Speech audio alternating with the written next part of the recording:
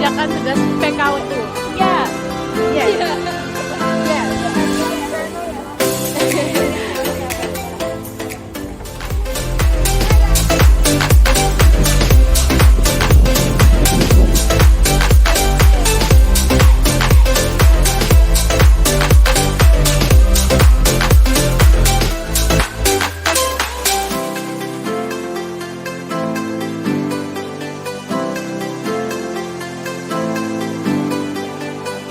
Halo guys, hai guys, sekarang kita lagi ada di Museum Batiknya Taman Mini Indonesia Indah dan kita mau mengeksplor batik yang ada di Nusantara. Kalian penasaran kan? Kalau gitu, yuk langsung aja kita lihat-lihat. Nah guys, ini di belakang aku udah ada seseorang lagi membatik. Nah jadi kalau misalkan kain batik itu terbuat dari kain yang awalnya polos nih. Kainnya itu bisa bebas apa aja, bisa kain kayak kain sutra dan semacamnya. Nah kalau misalkan batik asli itu merupakan batik yang dibuat menggunakan malam panas dan juga canting. Jadi kalau misalkan batik itu dibuat bukan berdasarkan kain yang polos kemudian menggunakan canting dan juga lilin malam, itu tidak dapat disebut sebagai batik asli. Kalau gitu kita langsung aja mengetahui kira-kira batik itu dengan pembuatan apa aja sih kira-kira. Nah, oke. Jadi gini nih guys. Jadi awalnya itu kan tadi udah dikasih tahu ya, batik itu awalnya kan dari kain polos. Nah, dari kain polos ini kalau misalkan dengan menggunakan metode teknik batik tulis itu kita menggambar atau mensketsa polanya dulu di sebuah kain polos dengan menggunakan pensil. Lalu setelah itu barulah kita menjiplak lagi dengan menggunakan yang namanya lilin malam, menggunakan alat namanya canting seperti yang dikatakan oleh Livi tadi. Nah setelah itu barulah kainnya nanti kita celupin dengan pewarna. Setelah itu baru kita rebus supaya nanti lilin malamnya itu luntur dan bisa memperlihatkan pola-pola batik yang indah. Nah bentuk canting itu sebenarnya bisa beda-beda. Kalau misalkan dalam batik tulis bentuk cantingnya seperti ini nih, deketan. Nah ini bentuk canting kalau misalkan menggunakan teknik yang batik tulis. Jadi kayak pensil gitu. Kalau gitu langsung aja kita cek yang batik menggunakan teknik cap.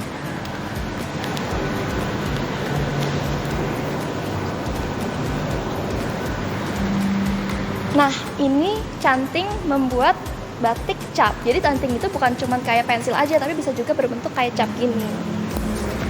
Oke, jadi kalau misalkan dari tadi batik tulis sama batik cap sendiri, perbedaannya itu yang pertama, batik tulis itu biasanya dilakukan oleh wanita atau dibuat oleh wanita karena alatnya itu lebih ringan, sedangkan batik cap ini alatnya biasanya lebih berat dan membutuhkan lebih banyak energi, sehingga batik cap ini biasanya dibuat oleh pria atau bapak-bapak gitu. Nah untuk harga sendiri biasanya batik tulis karena memerlukan lebih banyak kesabaran, jadi biasanya harganya itu lebih mahal, sedangkan batik cap itu mungkin bisa dikatakan lebih murah gitu. Langsung aja kita explore ke batik-batik Nusantara. Yuk. Nah guys, di sini kan biasanya batik yang kita sering dengar tuh ada batik keraton sama batik juga dari pesisir. Nah kalian bisa lihat ya di sini ada batik keraton dari Solo dan juga Yogyakarta. Secara kita bisa lihat tuh motifnya mirip ya, tapi perbedaannya tuh apa sih? Perbedaannya itu ada dari warna latarnya, di mana batik Yogyakarta itu warnanya biasanya latarnya putih, dan sedangkan kalau Solo itu warnanya biasanya lebih gelap, hitam atau coklat. Di sini juga ada batik keraton dari Cirebon nih, teman-teman bisa lihat ya. Selanjutnya. Nah, kita sering jumpain juga batik yang lebih berwarna, lebih banyak variasi warna daripada batik keraton, di mana namanya batik dari pesisir. Nah, batik pesisir ini kita sering temui seperti misalnya batik lasem dan juga batik Pekalongan. Nah, batik lasem itu ada uniknya. Uniknya apa? Di sini kalian kita bisa lihat ini ada warna merah, di mana warna merah ini bernama merah darah ayam, di mana pewarna yang dipakai itu yang digunakan itu biasanya terbuat dari alami. Nah, ini kita bisa lihat juga ada batik Pekalongan, di mana biasanya kalau batik dari pesisir ini memang sudah ada unsur dari pengaruh budaya dari Cina, Tiongkok atau Arab dan Belanda, begitu. Oke teman-teman, setelah kita melihat batik dari keraton dan juga batik pesisir, kita akan mengeksplor berbagai batik dari motif lain dan juga daerah lain. Yang pertama ini kita lihat batik dari pengaruh budaya Arab, yang dimana kita bisa lihat ada tulisan kaligrafi Arab, tapi dia ini tidak punya arti ataupun makna karena dia ini bentuknya abstrak. Lalu selanjutnya ini adalah batik motif patung Asmat. Tetapi Papua sendiri itu tidak punya batik, maka mereka ini mencari bantuan dari Solo. Yang selanjutnya ini adalah batik yang cukup terkenal, yaitu batik Megamendung yang berasal dari Cirebon. Dan atasnya ini adalah batik yang berasal dari DKI Jakarta. Oke, selanjutnya di sini ada batik yang dipengaruhi oleh bangsa Cina pada saat itu. Di sini kita bisa lihat motifnya itu ada hewan silin atau hewan mitologi yang dipercaya sama masyarakat Tionghoa sebagai hewan yang membawa kabar baik. Nah, batik ini dibuat di daerah Lasem dengan warna batik merah darah. Oke. Selanjutnya ini ada batik Hokokai yang dari Jepang. Nah, pada saat penjajahan Jepang di Indonesia pada tahun 1942 sampai 1945, Jepang ini meminta Indonesia pada saat itu untuk membuat batik dari Jepang. Nah, ini ada motif sakuranya di sini. Nah, fun fact teman-teman, kenapa disebut Hokokai? Karena dulu ada organisasi yang disebut Hokokai di mana batik ini tuh tidak dijual, tapi diberi secara gratis untuk mereka yang mendukung Hokokai untuk bangsa Jepang pada saat itu untuk menguasai Indonesia. Oke, jadi fun fact juga, ternyata batik Jawa Hokokai ini itu sekarang itu udah nggak ada karena kan masa penjajahan Jepang juga udah lewat, sehingga mungkin sekarang juga udah nggak diproduksi lagi. Dan ya, oke, kita lanjut ke yang batik Belanda. Selanjutnya ada batik pada saat masa penjajahan Belanda atau batik Belanda. Nah, di sini tuh batik ini ada kisah nih di baliknya teman-teman. Jadi masyarakat Belanda pada saat itu tidak hanya membuat batik, tapi di sini ada motif Snow White atau Putri Salju yang pada saat itu adalah cita dari bangsa Eropa. Nah, di sini juga warnanya adalah warna biru dove dengan motif yang diingini oleh bangsa Belanda pada saat itu. Jadi untuk batik Belanda ini sendiri biasanya itu warnanya soft dan biasanya coraknya itu mengikuti cerita-cerita rakyat gitu dari Belanda, kayak misalkan ada Snow White ataupun cerita-cerita rakyat lainnya gitu, seperti yang dikatakan oleh Priscil tadi.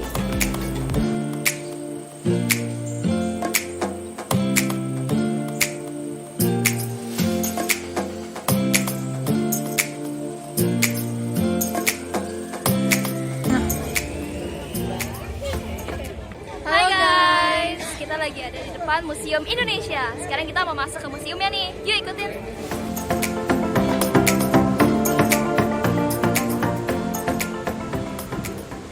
Halo guys, jadi di belakang kita ini udah ada yang namanya topeng hudok. Nah, ini berasal dari suku Dayak Kalimantan. Nah, tampangnya tuh begini nih guys.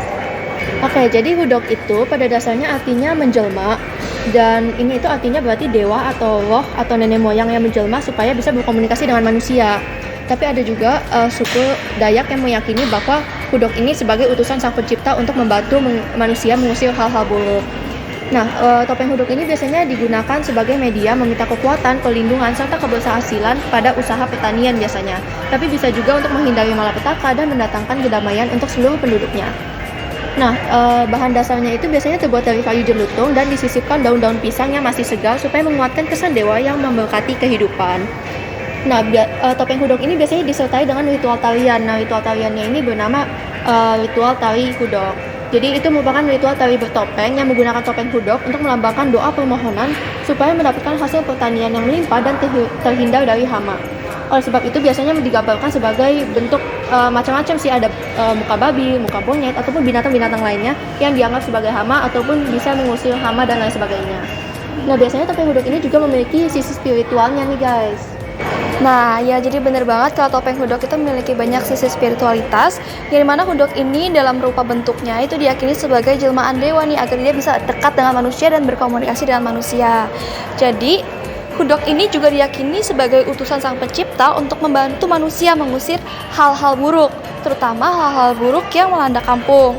Khususnya pada tarian hudok, itu berfungsi sebagai media untuk meminta kekuatan, perlindungan, serta keberhasilan usaha pertanian, kebersihan kampung dari malapetaka, dan juga kedamaian seluruh penduduknya. Tarian hudok ini itu biasanya ditampilkan dalam upacara bekutung betiung yang dilaksanakan pada saat Masen tiba nih, agar dari tarian tersebut itu bisa membuat hasil pertaniannya jadi makmur dan juga berhasil.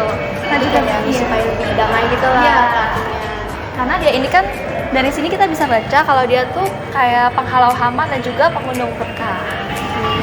Sekian topeng hudok dari Dayak Kalimantan, semangat guys. Selanjutnya daerah berikut.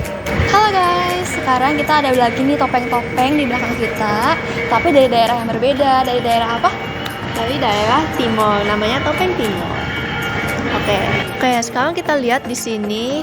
Nah, seni tradisi topeng di Timur ini berkaitan erat ya guys dengan kepercayaan masyarakatnya yang meyakini adanya yang namanya Uis Neno. Uis Neno itu merupakan Tuhan mereka yang menciptakan dan mengatur alam semesta. Dan dalam budaya animistik, karena dulu budayanya itu animisme dan dinamisme, terdapat kepercayaan terhadap benda-benda sakral di dalamnya termasuk berbagai bentuk topeng. Nah, jadi topeng-topeng ini itu kayak melambangkan adanya sesuatu yang kayak magis gitu sifatnya di dalamnya, yang dulunya itu animisme dan dinamisme yang meyakini bahwa suatu benda itu kayak ada spiritualnya atau ada sisi magisnya gitu. Nah, topeng dengan karakter wajah manusia menyimbolkan nenek moyang baik yang bersifat maskulin maupun feminin dan diyakini memiliki kekuatan serta daya magis tertentu seperti yang saya katakan tadi. Nah, yang topeng-topeng ini nih yang kalian lihat di depan ini itu ada menyerupai nenek moyang mereka gitu. Jadi mencerminkan yang namanya kepercayaan animisme dan dinamisme. Nah, hal-hal tersebut itu menunjukkan adanya saling keterikatan nih antara alam dan juga budaya. Jadi alam dan budaya ini saling berikatan untuk penciptaan sifat-sifat manusia serta pembentukan karakter manusia. Jadi kepekatan kepercayaan terhadap benda-benda sakral itu menjadikan topeng ini dihormati sebagai salah satu media komunikasi manusia dengan alam semesta. Jadi kalau misalkan topeng yang tadi itu merupakan sarana komunikasi manusia dengan sang pencipta, kalau ini merupakan salah satu sarana atau juga media komunikasi manusia dengan alam semesta. Nah, jadi fungsi topeng ini sebagai sarana penghubung antara manusia dengan alam semesta itu tidak terjadi sepanjang masa. Kemudian untuk topengnya tersendiri itu terbuat dari bahan kayu ya, bisa kita lihat di sini.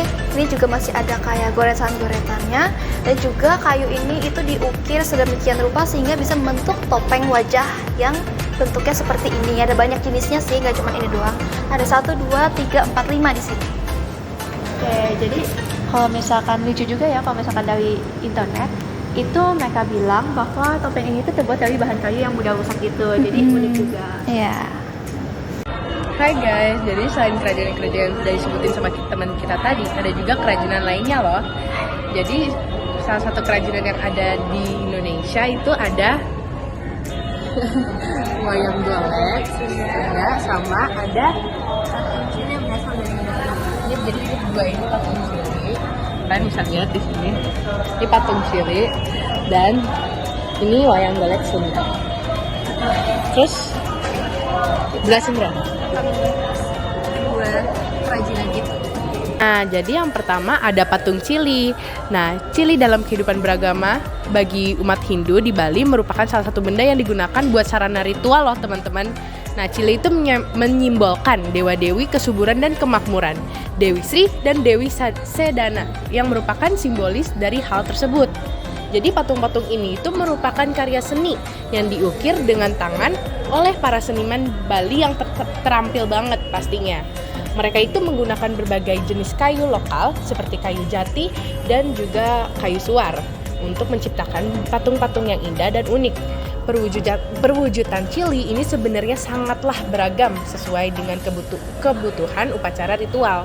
Di sini patung cili itu diperlihatkan sebagai perempuan bermuka runcing dengan kepala yang sedikit melebar, kadang meruncing, dan telinga menggunakan anting besar atau subeng, atau bahkan biasanya menggambarkan tokoh-tokoh mitologi atau legenda Bali seperti dewa-dewi.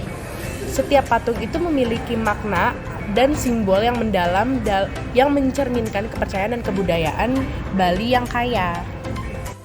Wayang Bima adalah salah satu tokoh penting dalam wayangan yang diadaptasi dari Wiracarita Mahabharata.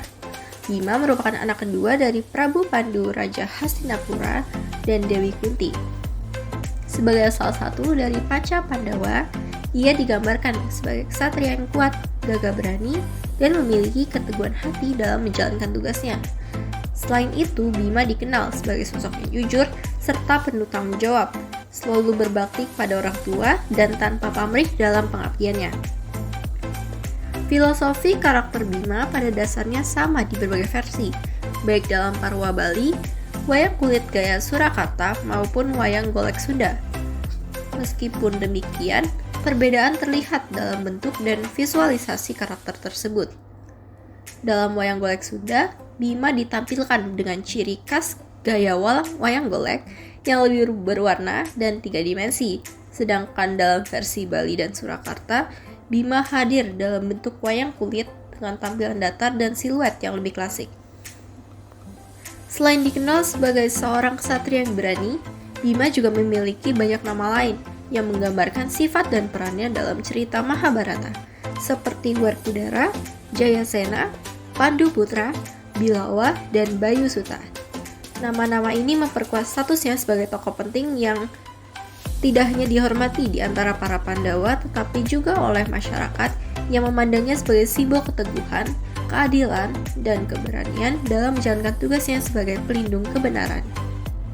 Halo semuanya, jadi di belakang kita udah ada sebuah kain yang bernama kain Songke Manggarai dari Nusa Tenggara Timur. Yuk kita cari tahu filosofinya. Kain Songke Manggarai yang berasal dari Indonesia ini merupakan sebuah kain khas tenun ikat, biasa disebut juga dengan songke atau bola di mana biasanya disebut menggunakan Manggarai sebagai sarung dan mereka menggunakannya pada acara syukuran, penghormatan leluhur, pembersihan rumah, acara penyambutan, dan masih banyak lagi. Nah, di sini bisa kita lihat kain ini terlihat didominasi dengan warna hitam, di mana mereka meyakini warna ini menampilkan sebuah kebesaran, keagungan, dan juga kepasrahan yang merujuk kepada kepercayaan bahwa pada akhirnya semua manusia kembali kepada Sang Pencipta. Nah, mari kita kenal dengan beberapa motif dan simbol yang terkandung di kain tenun ini. Nah, di sini kita bisa lihat ada beberapa motif, di mana motif ini juga merepresentasikan banyaknya simbol. Nah, di sini kurang lebihnya ada 6. Yang pertama itu ada motif entala. Nah, motif entala itu contohnya seperti yang menyerupai bintang. Nah, motif ini berkaitan dengan salah satu filosofi masyarakat Manggarai di sana, yakni lakas hayang entala wa hayang mulang, yang berarti sebagai motivasi mereka untuk mengejar masa depan yang setinggi bintang dan menikmatinya sampai kurang lebih sebulan. Yang kedua, ada yang namanya motif sui atau yang garis-garis. Nah, di sini kalau kita bisa lihat ada sebuah garis-garis yang membatasi antara simbol ke simbol lainnya. Nah, di sini selain berguna untuk memisahkan simbol dan simbol lainnya, di sini motif sui ini juga berguna ataupun bermakna segala sesuatu yang memiliki akhir, dan kayak misalnya contohnya hidup kita itu yang cepat atau lambatnya juga akan menemui sebuah ujungnya. Nah, ini kalau bagi masyarakat mereka itu juga merepresentasikan kalau masyarakat Manggarai itu masih terikat akan peraturan adat yang sama sekali tidak boleh dilanggar oleh masyarakatnya. Nah, yang ketiga ada motif ranggong. Motif ranggong ini adalah motif yang menyerupai seperti laba-laba. Nah, bagi masyarakat Manggarai ini, kalau misalnya laba-laba ini merepresentasikan hewan yang bekerja keras, sangat ulet dalam mengerjakan sesuatu dalam hidupnya. Jadi, motif ranggong ini bagi mereka akan menyimbolkan sebuah kejujuran dan juga sebuah kerja keras.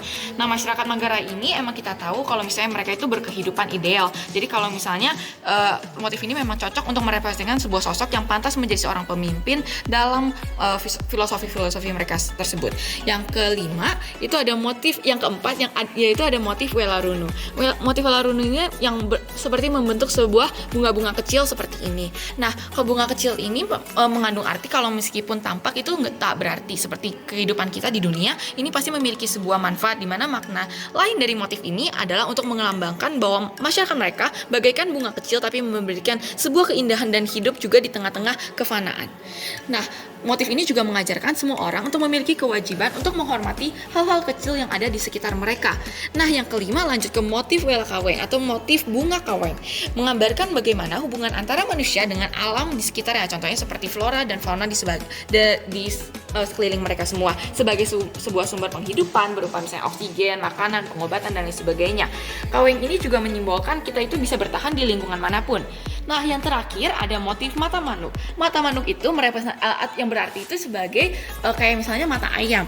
Nah, mereka ini memiliki model seperti trapesium dengan filosofi nilai budaya yang sangat tinggi serta nilai religius masyarakat Manggarai Barat. Kalau misalnya motif ini juga biasanya dikaitkan dengan Tuhan yang Maha Melihat. Jadi itu yang kurang lebih bermakna ataupun berfilosofi dalam kain Songke Manggarai. Nah, selanjutnya kita akan lanjut ke daerah selanjutnya, yaitu Adat Papua.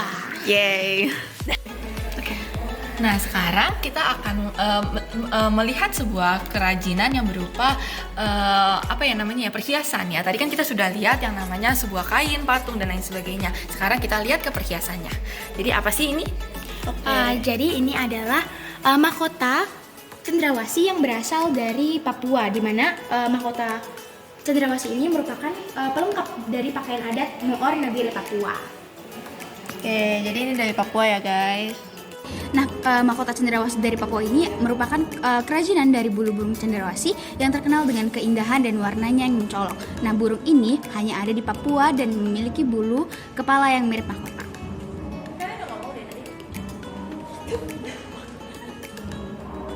Nah, mahkota ini juga bernilai budaya dan estetika yang sangat amat tinggi karena melambangkan keindahan alam dan juga budaya-budaya unik dari Papua. Nah, biasanya dipakai juga dalam upacara adat, tarian tradisional, dan juga acara-acara kebudayaan lainnya. Namun, yang paling penting adalah untuk memperhatikan konservasi burung sang cendrawasih ini, dikarenakan populasinya yang sangat amat terbatas dan terancam oleh pemburuan ilegal serta kerusakan habitat. Nah, mahkota berhiasan bulu cendrawasih memiliki nilai yang sakral bagi masyarakat ada di Papua. Seperti misal atribut itu tidak boleh dikenakan sembarangan orang. Kemudian mahkota cendrawasih merupakan simbol kebesaran seorang raja atau pemimpin sehingga tidak boleh sembarangan digunakan. Nah, makanya mahkota cendrawasih ini juga seperti kita bisa bilang menjadi sumber pendapatan bagi masyarakat sekitar Papua dan diminati oleh wisatawan sebagai misalnya oleh-oleh untuk keluarganya.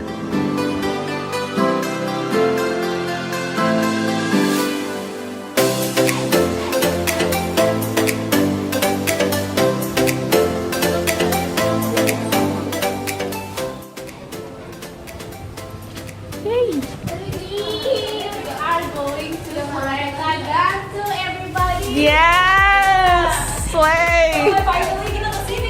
Akhirnya. Keep. Yes, Karya Indonesia Travel goes to. When I say keep, you say Karya Indonesia Travel. Yes.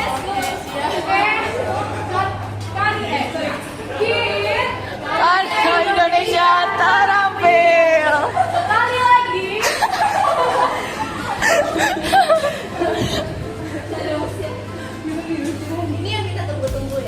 Iya, ini yang kita tunggu-tunggu. 6 orang, cuma mau 3-3 Pak. Yes.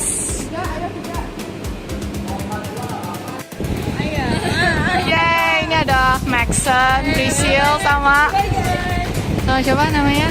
Ansila. Yeay. Yeay, kita solid Pak. SMA Negeri Jakarta solid. Disuruh doa dulu. Semoga hari ini dapat berjalan hari ini, bukan maksudnya semoga berjalan ini dapat berjalan hari ini. Oh my god. Dia takut ketinggian. Dia takut ketinggian.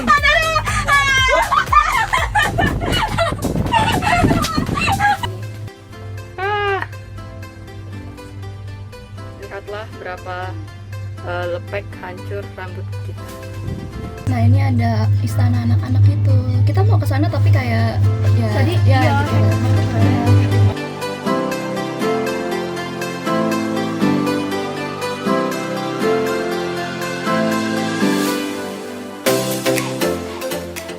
Kita di sini.